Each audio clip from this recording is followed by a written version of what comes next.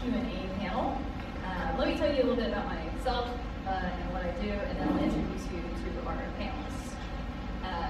My name is Tommy McGee, and I'm the creator and organizer of a local community called Tulsa YouTubers. Our organization has been meeting regularly for almost 3 years, and it's usually on the last Saturday of every month. What started out as an effort of mine to find YouTubers to make videos with for my University channel soon turned into a passion for gathering creative people together to network and learn from each other. Since its creation, Tulsa YouTubers has gathered up more than 400 members in their Facebook group, as well as a little bit over 300 in the MEETUPS.com group. We have a very active community. We have people of all levels, from 0 subscribers or haven't started at all the way up to one person recently surpassing 1 million subscribers. So that's pretty cool. If you're interested in learning more about the YouTubers and also Tulsa YouTubers, feel free to stop by our channel, our table in the FW building. First off, we have Stephanie Bethel. She is a 24-year-old content creator with channels focused on autism, faith, and life, with her biggest channel, Stephanie Bethany, just recently surpassing 8,000 subscribers. In her professional life, she has been a social media manager as well as a video editor, using these acquired skills to further her progress on YouTube. Next we have NJ and her mom Fallon from NJ's Toy Box. They run a family-friendly YouTube channel featuring kid content, toy reviews, local con coverage, and all things pop culture. They also have partnered with the Video Family Network in 2017 and work locally with Tulsa Pop Kids as well. Next we have Joshua Limelight, who is a YouTube partner with a creative focus in astrology, monthly horoscopes, and zodiac comedy. Joshua is also a published model, actor, and writer. In addition, Joshua enjoys humanitarian efforts, one being the host of the Tulsa Interracial Social Connections Group, sponsored by the Equality Center. And next we have Kathy Roncello, otherwise known to the viewers as Mama Imagine, who is the creator and manager of We Imagine, and also we have her daughter here as well, who's Bug, who is known on their channel as Bug. We Imagine is a kid and family-friendly channel emphasizing toys, plays, and of course imagination. With a degree in pre-law family studies, Kathy knows the importance of play on a child's development. The channel involves the whole We Imagine family, from the Daddy Imagine to brothers Creighton, Zachary, Anthony, and little sister Buck. And finally, we have JP, who is the creator and host of the sci-fi comedy Geekertainment series Egotastic Fun Time, the #1 source for everything to do with the Orville on Fox, Star Trek fandom, and nerd humor, as he attempts to make all your times egotastic fun times. And without further ado, we'll kind of jump into some questions on getting started on YouTube. I know it can be kind of scary to start a channel, especially if you're an introvert like I am, and getting yourself out there can be hard. And so we're going to kind of share tips on how to ease that up a bit. First of all, let's talk about how we got started on YouTube and what made you want to start a channel in the first place. Stephanie? So what made me want to start a channel is kind of like a long journey there.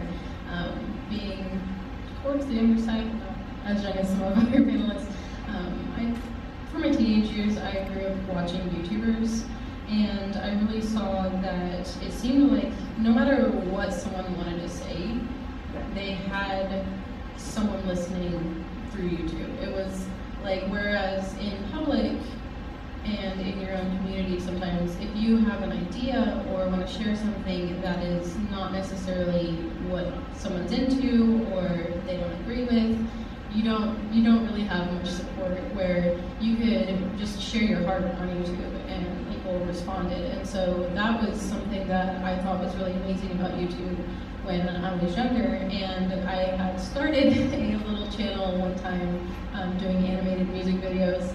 That was just what I was really into for a long time, but I got discouraged because I was just like, well, nobody really cares about this. Does this really even matter? And I shut that YouTube channel down, and I just kind of stepped away from all of that. And then I started another channel just so I could comment and stuff like that. And I was just really feeling like, I felt like I had something to share and contribute. I mean, these people are out here doing what they love, and even some things that I have no idea why people watch, they're watching. And so if there's no reason that I couldn't try. And so I ended up with putting some random stuff up on there. And again, I got discouraged because I was just like, no one is watching this. Like, no one cares about what I'm saying. And then one day I was just like, I don't care if no one else cares because I want to share this. And there's someone out there, they haven't found me yet, but there's someone out there who wants to hear what I'm saying. So I just kind of went for it, and here we are today.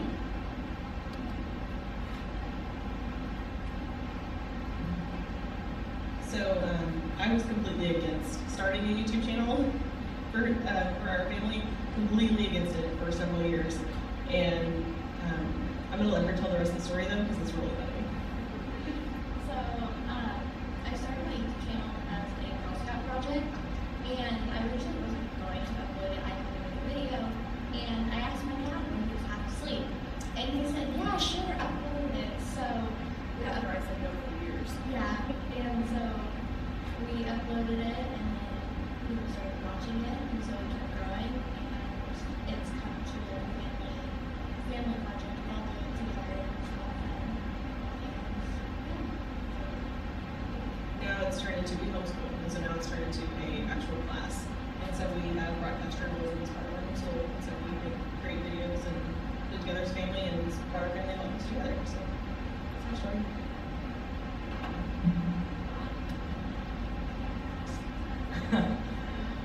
So I began really kind of for selfish reasons, not gonna lie, because it's an outlet, you know, to just more freedom, creative freedom.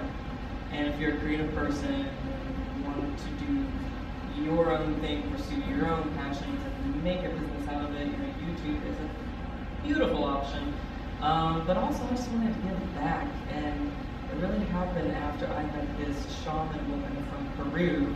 And therefore that's how I got into horoscopes and astrology and doing comedy out of all that. It just really inspired me, and I was like, how can I give back through a video, through talking? And I was like, okay, this is the solution right here. And I learned the art and the science of astrology and horoscopes, and just started sharing.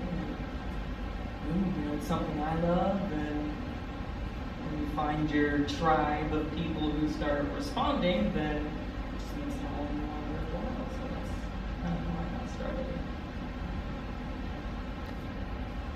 Well, we got started because one of our sons has a gaming channel, and he said, "Hey, I'm going to start a YouTube channel," and we knew absolutely nothing about it. And then Bud here decided that she started watching some of the toy unboxings and some of the family channels and the challenges, and she decided that she wanted her own channel as well, which we decided we weren't going to just let her be out there on her own.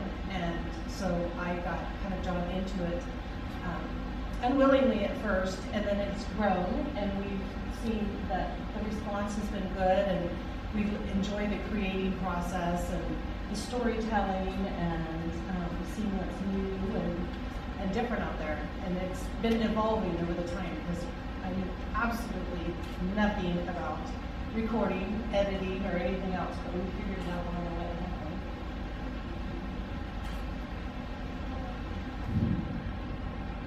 I agree, and I really want to study YouTube because I got inspired by my brother, and he kept making some great videos, and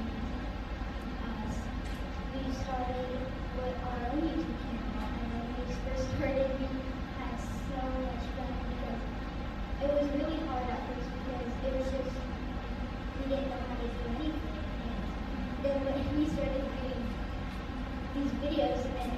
we had almost like 10 viewers in a video because we were saying videos because we were started. And so it's just been also hard with watching them.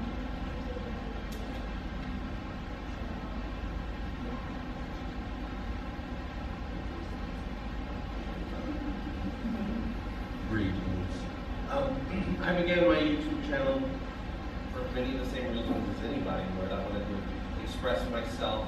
I wanted to be creative. Mostly, that's the key to it. But also, I moved here from Los Angeles, and I don't have my group of friends anymore that I had for years. We would always sit around many times throughout the week, probably too often, sit at a coffee shop and just talk about nerd stuff, talk about movies, TV shows. What do you think is going to happen next week on the Lost? That type of thing.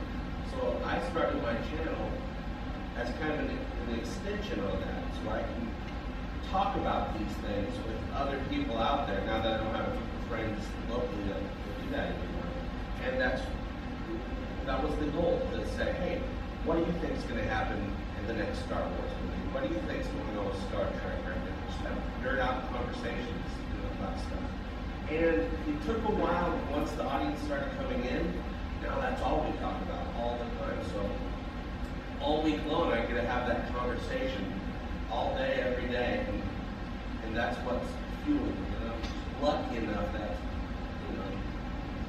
people come in and watch and sometimes pay a little bit of money, which is the other goal, I'm sure, other people start their channels.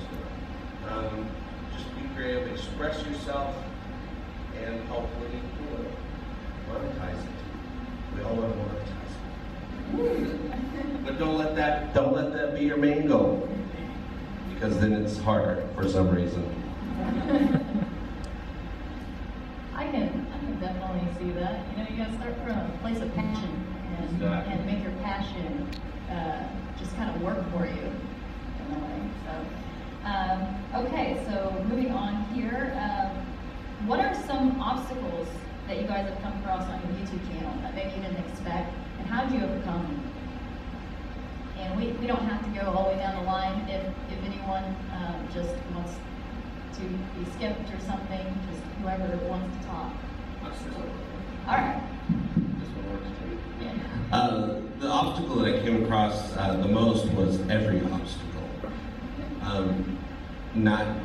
People not finding your stuff, saying the wrong things, putting a clip in there that's the wrong thing. It's a learning process. You don't want to put other people's work into your video without giving them credit or put too much of it in there. People just being mean because you are on the internet. So even if you say, hello everybody, how are you doing? Someone's going to be angry about that. And you're like, so that obstacle it's all trial and error. You're going to come up against something, just keep going through it, because you're not going to be perfect right off the bat. It's going to take years. And you'll probably never be perfect at it, but it's not about being perfect. It's about expressing yourself. It's about saying what you want to say, talk about the stuff you want to talk about, make that thing that you want to make, and share it with people. So don't let the obstacles stop you. I just wanted to add to that too, the most important thing I found too is having fun while you're doing it. You're not taking yourself too seriously, not taking the work you're doing too seriously. Just make sure you laugh about it and have fun. If you're having fun, everyone watching you is going to have fun watching you as well. One of the biggest obstacles we've overcome has been dealing with all the rules of having children on YouTube. And I know Kathy knows a lot about the things that we've done with, but when you have children and you're putting your children on YouTube, even if it's what they want, that there's a whole other set of rules that YouTube requires of us, and so we have to make sure that everything we do is in compliance with those rules, because then you get strikes and things like that. But it's so and it changes all the time, so you have to constantly keep up with the new rules. And so those are that's probably the biggest obstacle we've had to overcome, because we've had to know that we've got a 24-hour notice that this rule is changing, and therefore you have to go immediately take down all the videos that might violate that rule. For instance, they had one like they just recently did that was we had a bunch of food challenge videos, and if the kids made any kind of face or any noise because the candy or whatever they're trying they didn't like, we had to take all those videos and things down because YouTube considered it inappropriate. And there's certain things like girls having tween girls, like certain things they have to wear certain types of clothing and can't wear certain types of clothing. And so there's a lot of rules, and those rules continue to evolve. And so that's been our biggest obstacle. So we're constantly having to stay on top of that and rotate through videos and take things down, and then okay, that's okay now, so we can put it back up. And so that's. And then sometimes, if you're reviewing something that might be Disney, like for instance Star Wars, YouTube sometimes likes to shut those down because they're afraid it's going to be a copyright violation. And so we did a lot of videos with Tulsa kids, and they took them down. And it was really Oh no. but you know, but it's continuing evolving, and we just keep on going and keep on rolling. So and we love it. We're enjoying it. So Awesome. Does anyone have anything else to say about this question? You guys brought up the enjoyment part. That is very, very important, because if you're not enjoying it, if it's hurting you mentally or even physically, you know, not getting enough sleep or whatever, take a break, slow down, don't do it, because it's not worth you not being happy. And that goes for anything besides YouTube.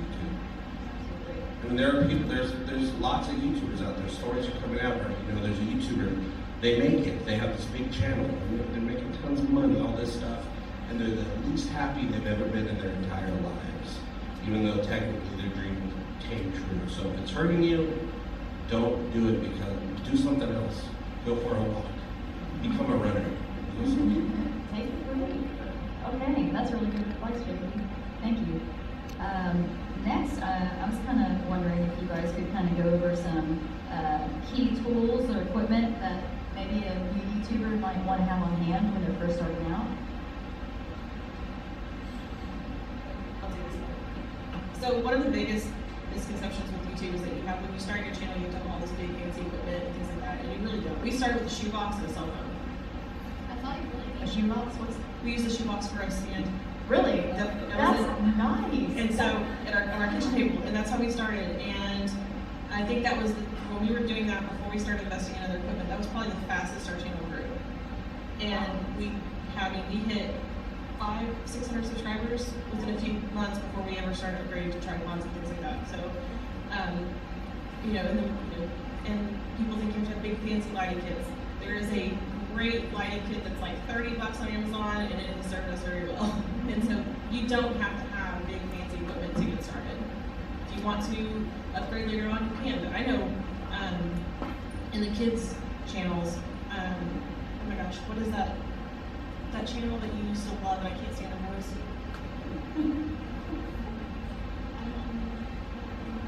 She's got millions. She's one of the largest toy channels out there, and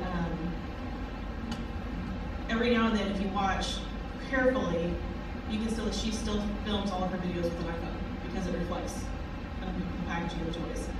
That's So interesting. just put it out there. All right, does anyone have anything else to add on equipment and tools?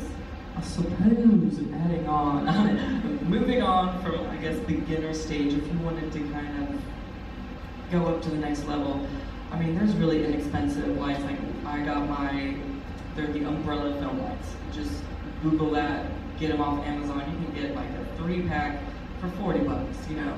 It's really not too expensive whenever you do want to expand and you just want to add. I use a tapestry for my background. I personally think it helps with the focal point of you know, having some sort of background or even just solid color. Those are usually really inexpensive. You can just put in like a sheet, you know, it doesn't have to be something like this, you know, back behind us. You know, they're definitely inexpensive alternatives. Gosh, I use a camcorder, not that much. she said you could use a phone. So, Anyone else? Nothing. This really cheap option called a window. If it's daytime, you just go sit in front of that window, and it does well for a lot of people. Very well said.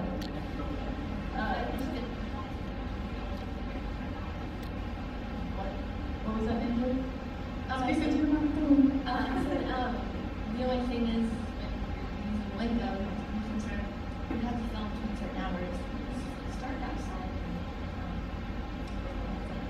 Okay, that's right. Isn't there like an app for that, like for like the best lighting or something? Like, isn't there like a golden hour or something to where you can do photography and stuff like that, like for the best lighting? When the sun sets. When the sun sets, Yes. yeah. I I mean, I know it's pretty easy. Yeah, but like, I know there's like a golden hour that makes everything just so much prettier or whatever. But anyway, yeah, that's a good tip. Window. That's good lighting right there. Okay, what about some overlooked skills that someone might want to learn? Like, there's a lot to it, right? There's, you gotta know how to present things. And what do you guys have to say about that? Like, on skills that maybe you developed from having to use them on YouTube?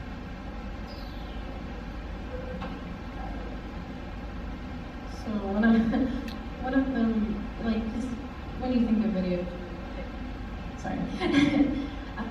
For me at least, I think of the editing side, and we have all these things going on, but one of my major mistakes starting was just kind of being boring, and just being like, oh, this is what I want to talk about, but like, nobody's gonna watch that.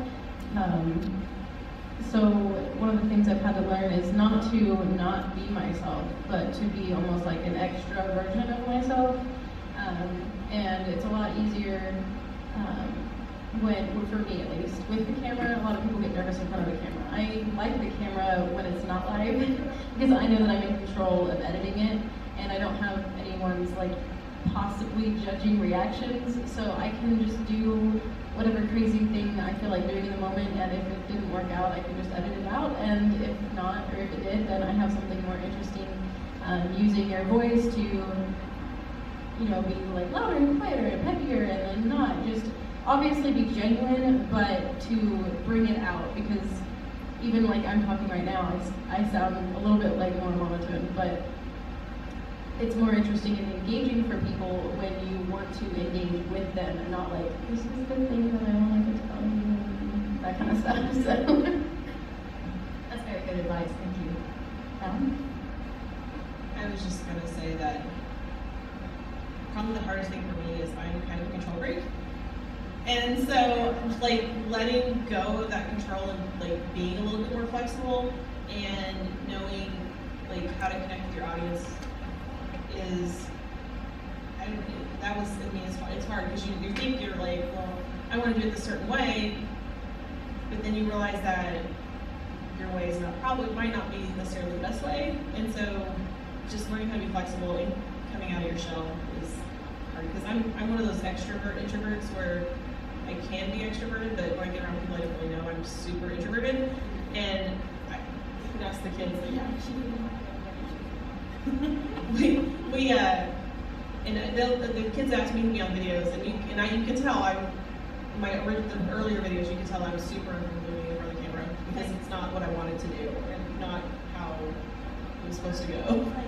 But they did really, really well, so I started getting more videos and getting more comfortable with it. And so just learning to let go and be a little bit more flexible is probably my skill that I have to learn. So.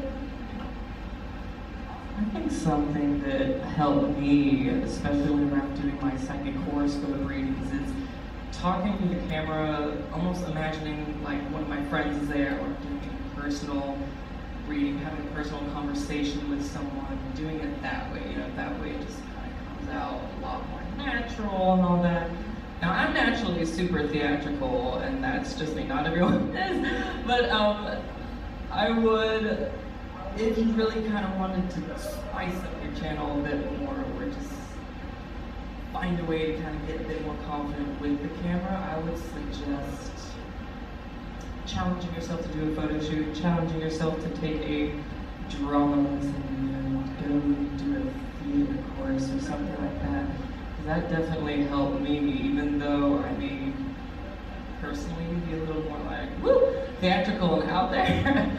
I mean, I still have to learn some of those lessons in like theater, even just doing photo shoots, being in front of a camera that way really helped me, so.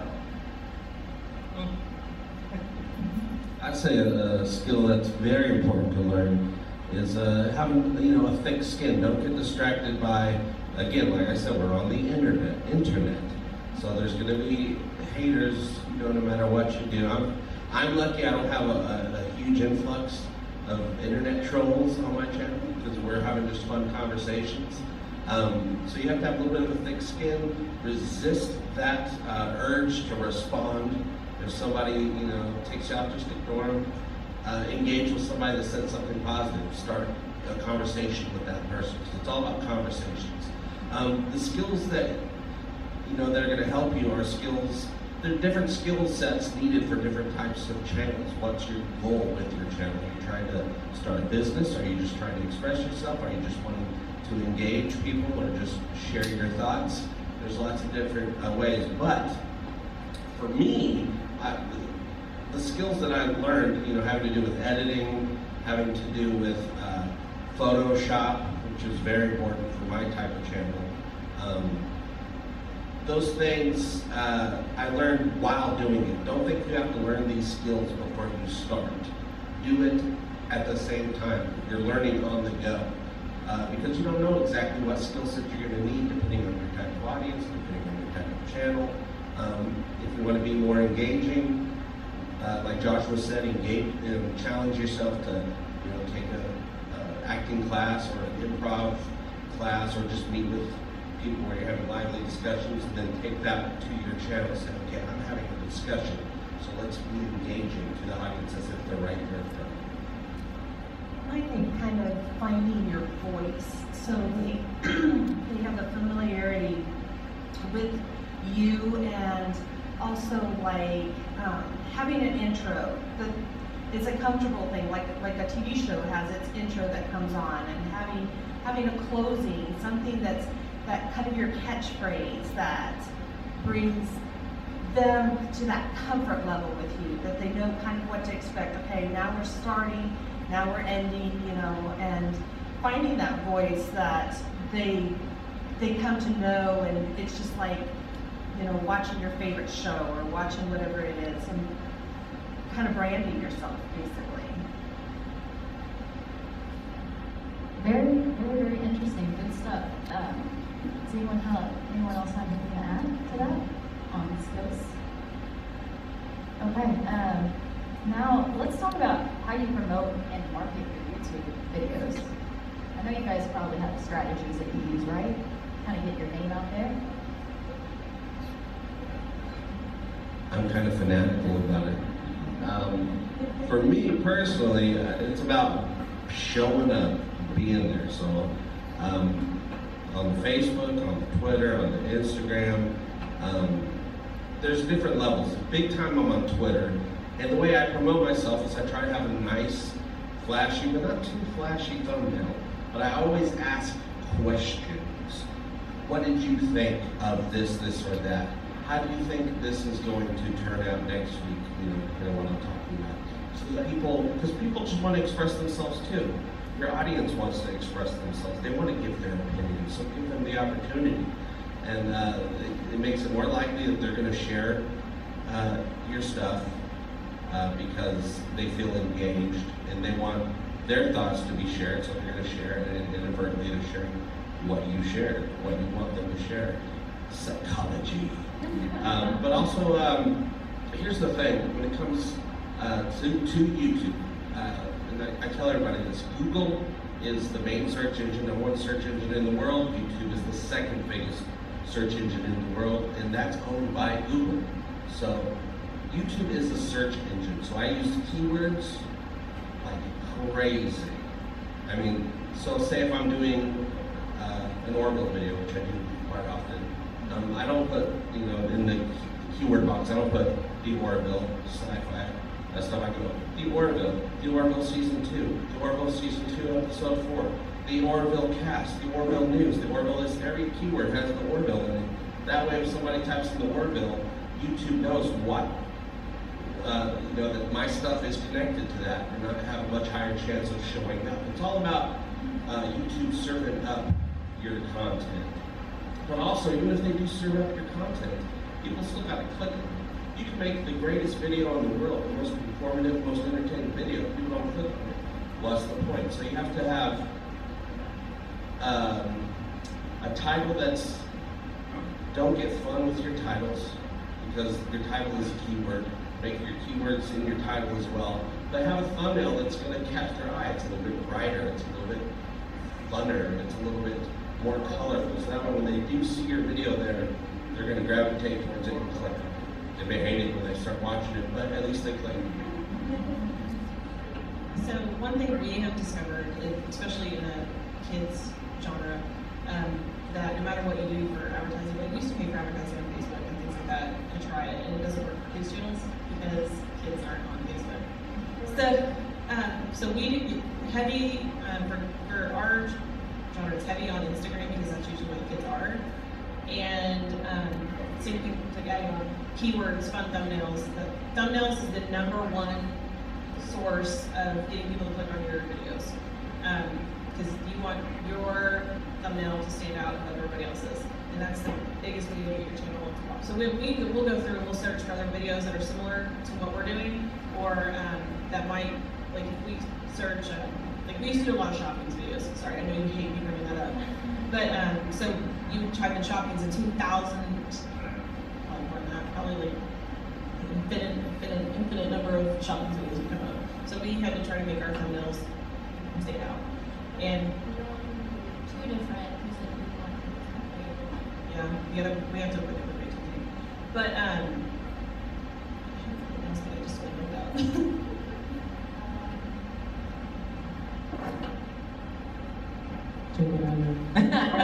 Okay. Back to you. Hashtags are really important. And that has to do with keywords too. Making sure that you're hashtagging similar stuff that's in your title, but I mean also just several other things that have to do with the content that you're creating. Even going back to paying, if you decide to do the route where you're paying for advertising, you can do it through Google Ads, which I've tried. It's a little more expensive.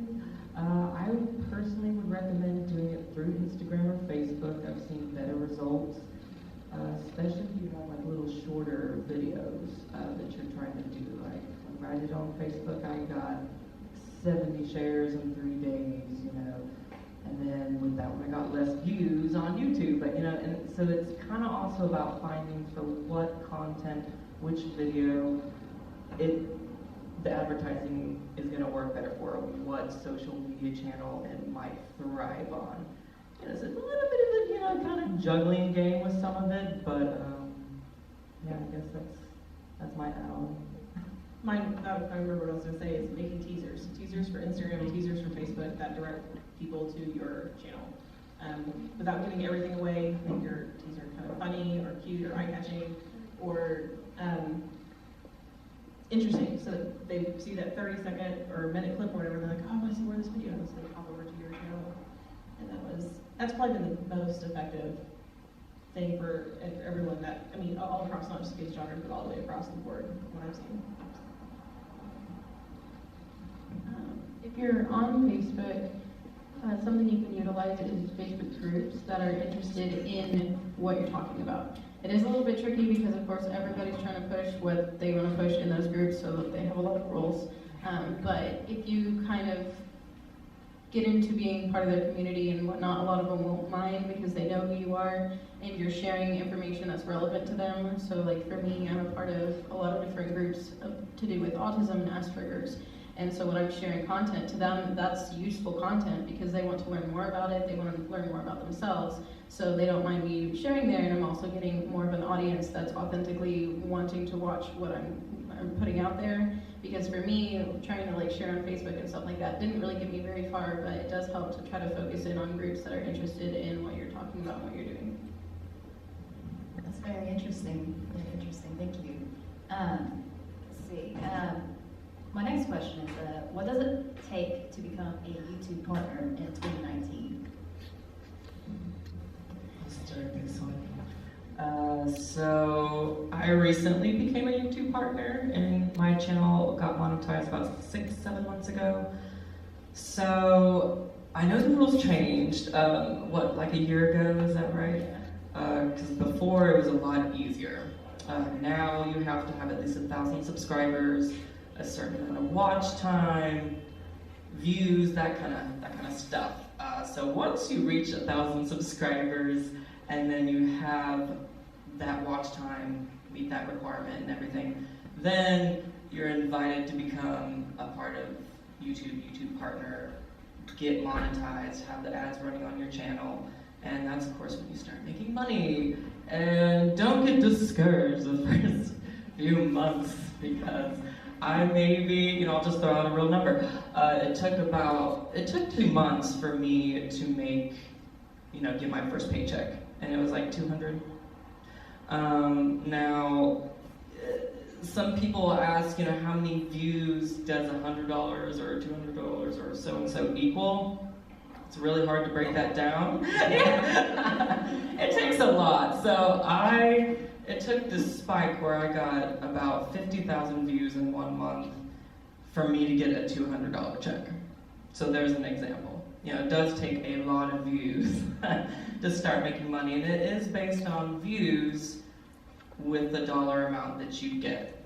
So, and they have these awesome apps right now. I can't think of it, but I'm sure someone else here knows, where you can view your stats, and you can keep up with all the details, and it's really helpful. YouTube Studio. Yeah, that's it. That's the official app, by the way.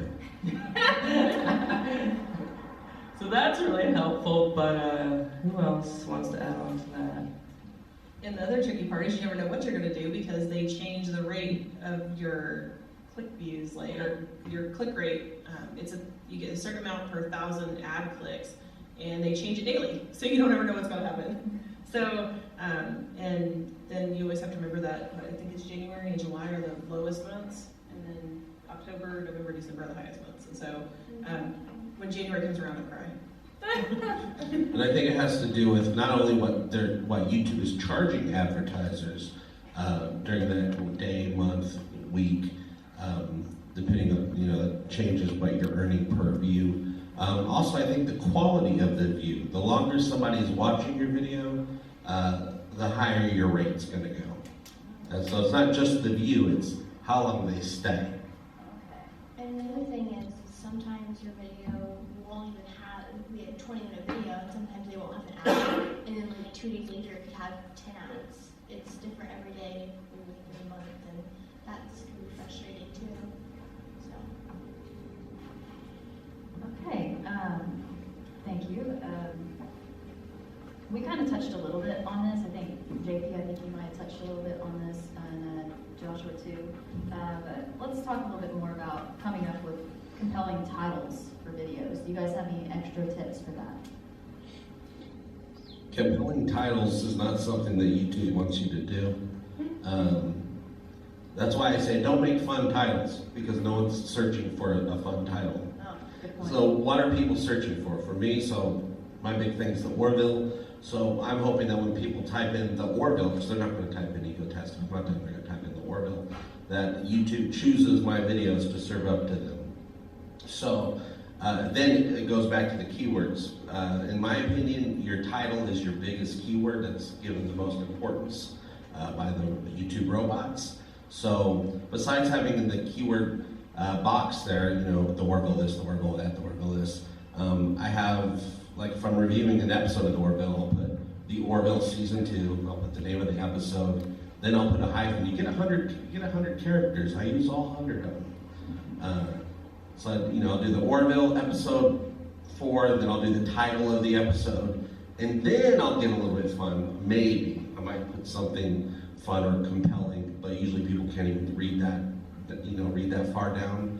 YouTube cuts it off at some point. And then I end it with egotastic fun, or talking the Orville, just because it has the word Orville in it.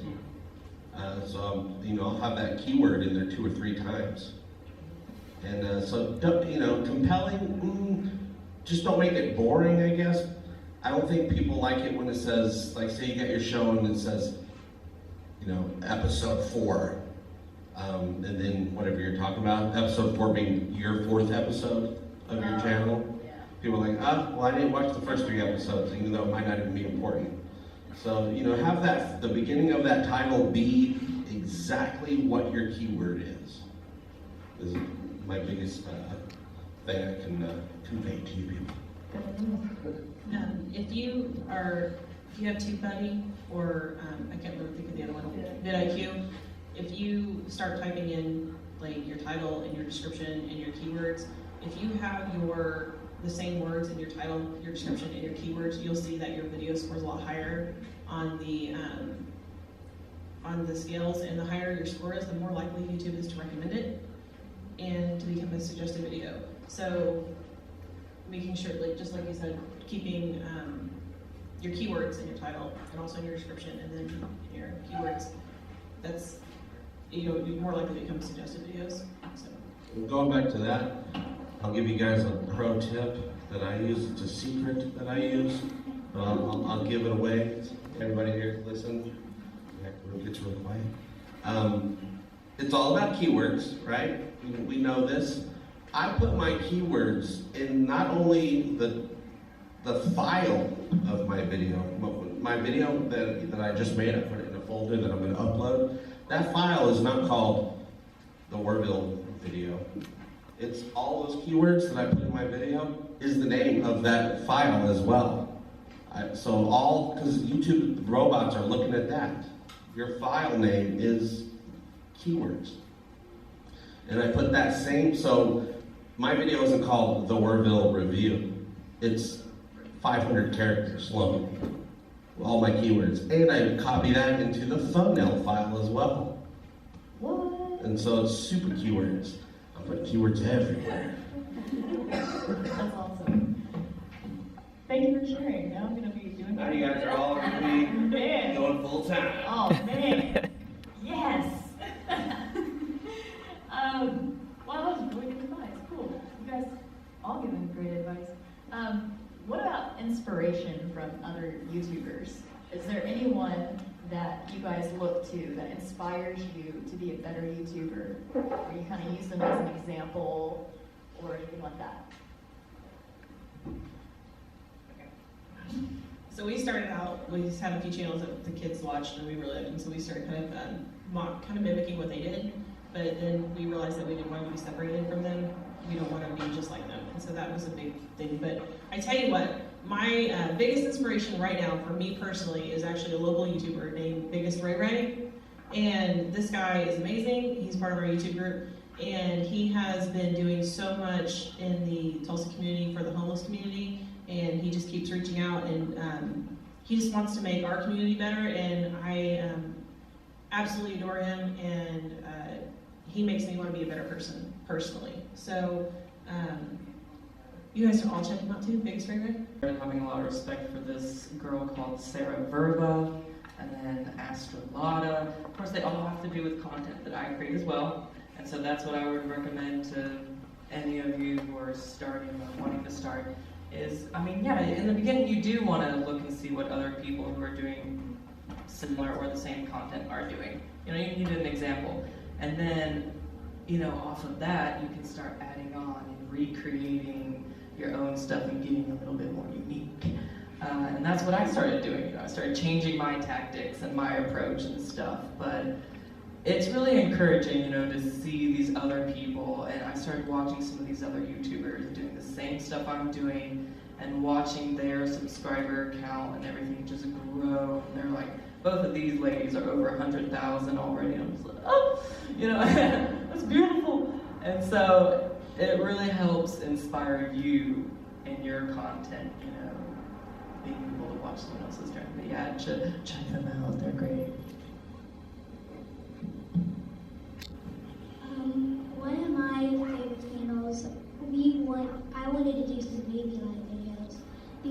this channel, Kelly Maple, inspired me. She had so many subscribers, and she's been growing, and she's been doing like baby life openings, reborn videos. 2 channels, Monkey Media and Kelly Maple, are those channels who do baby videos, and they just inspired me to do want to do babies and just have the fun characteristics, and he does acting out the voices, trying to sound like what that personality is.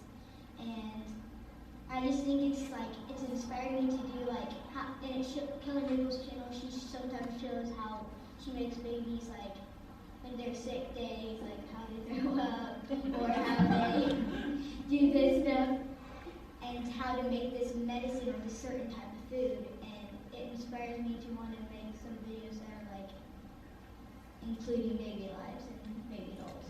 Awesome. Thank you so much for sharing. We are actually on maybe less than 10 minutes, so I was wondering if anyone had any questions they'd like to ask in the back. Yeah, mine ended up being like a 3-fold question, but I'll just condense it down as best I can. What are your opinions on Insta? I don't know if this was covered. I kind of came in sort of 15 minutes after it started, but your opinions on Instagram business versus Instagram personal. Do you feel that there's a better option? Which one's the better option? And what's your opinions on algorithm suppression? Well, I can talk about the Instagram business versus personal, because we actually have 2 channels. We have our main channel is JSMX, and then we also have mine, which is Nerd Mom Life, and I'm working on vlogging and some behind the scenes things that we do. But the NJ Sweatbox is on a business page, and the Nerd Mom Life is on a personal page. And there's honestly not a ton of difference, other than you get constantly hey, boost this post for $5, or but there's really not a whole lot of difference. But I do know that engagement is different on slightly different on a business page, because if you have if there's somebody who likes 15 pages that are similar to yours, then they're going to show up as a suggested page a little bit more than just somebody else's personal page. And so, and also the business pages are all public. There's no privatizing any of the business page. And do you feel that, is there any bit of as far as incentivization is once you turn to business, I have a personal page because I'm an actor and that's what I do, and I turned into a business page, but I felt like there was trying to incentivize me to pay for the promotional posting, that there was some suppression, because I saw a dip in numbers in my posts. I would post and I would get a few hundred likes per photo, and then once I went to business, that few hundred went down to 20 likes almost immediately. And I think, the only thing I could rationalize is that it's trying to incentivize me to pay for the No, we haven't noticed that at all on ours, but I do know for a fact that you can switch back to personal if you feel like that's more beneficial to you.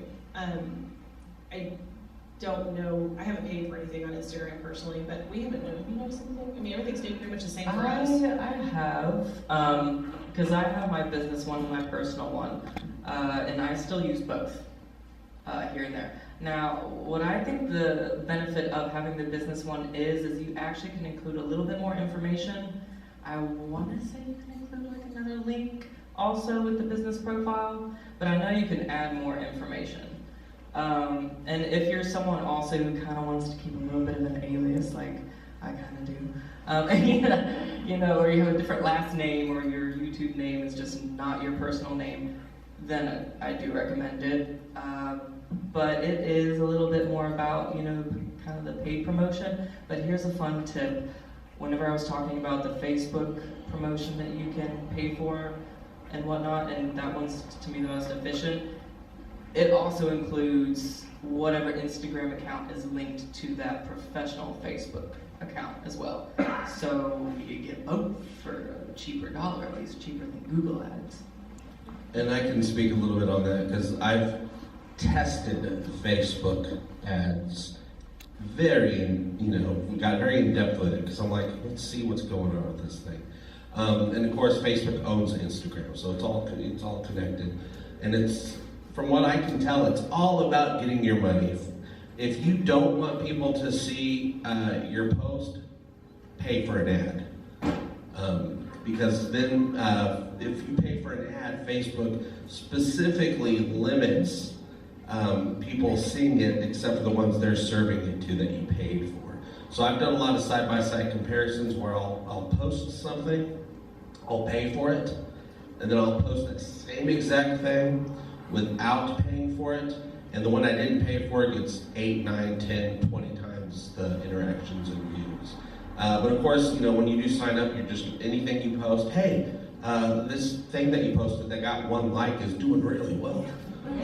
Why don't you pay $20 to have more people see it? And that's going to be everything that you post, you're going to get that. That's what we found, and I was just wanting to see if you guys have had a similar sort of experience. And maybe it's because we haven't noticed it, because our target is kids, and so we have a different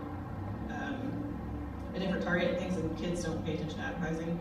So it's not worth it to us, so we've never paid for it either. So that could be why I didn't notice anything. So.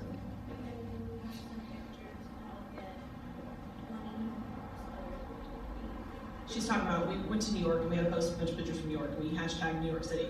We got a ton of likes on those, and then the other ones have not done so well because we don't have certain hashtags. So I think that's what she's referring to. Hashtags are key.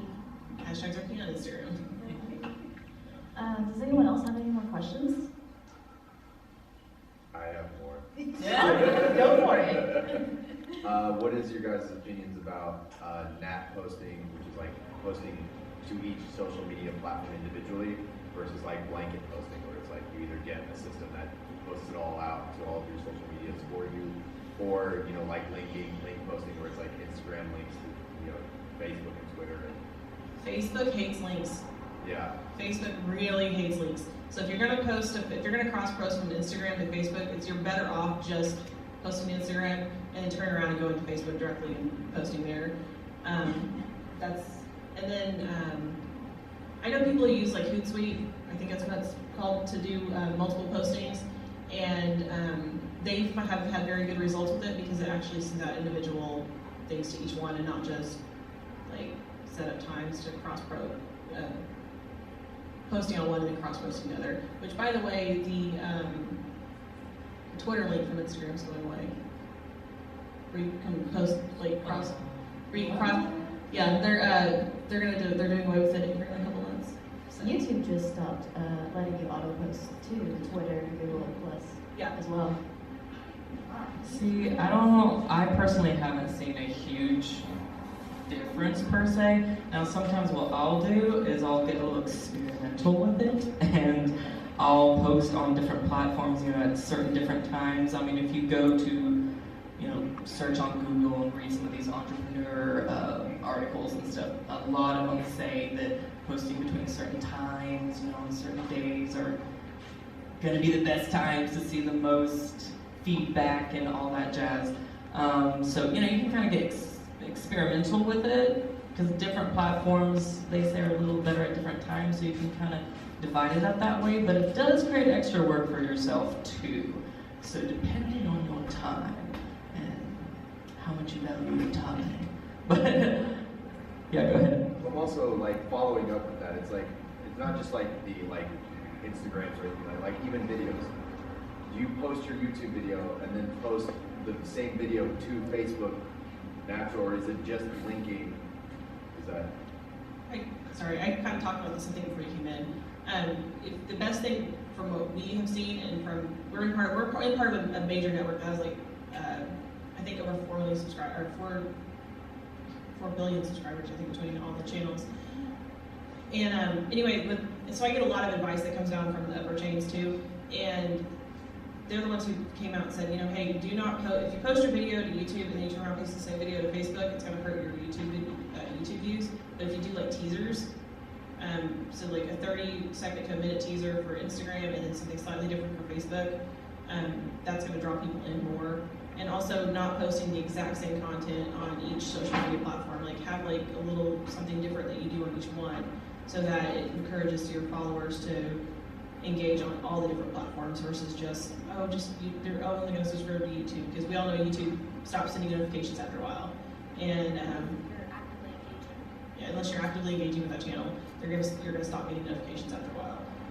So posting different content on different social medias is the best way to like really promote your channel over and over, like from all things. That way you're getting people coming in from every different area. We generally, when we're trying to promote, we're mainly trying to promote YouTube, but we do use Instagram and we do use Facebook to do that.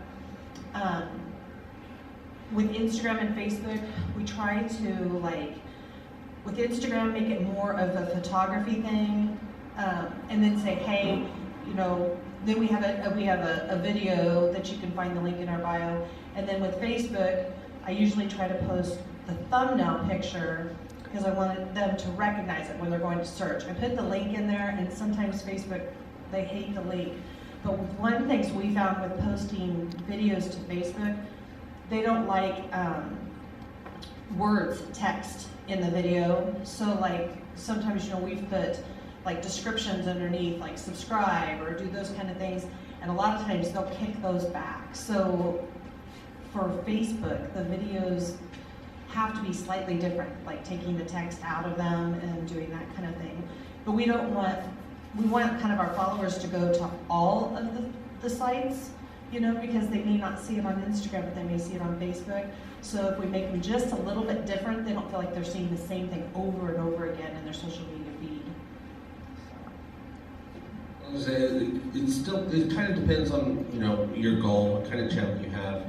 We used to play their game, which was to post everything on social media, advertise myself on social media.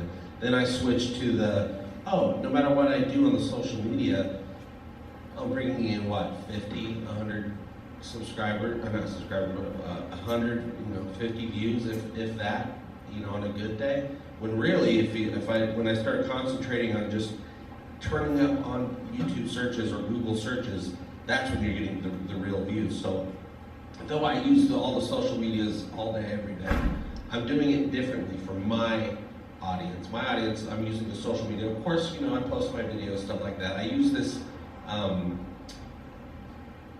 school of thought that I call jab, jab, jab, uppercut, which is I give them something, an engagement.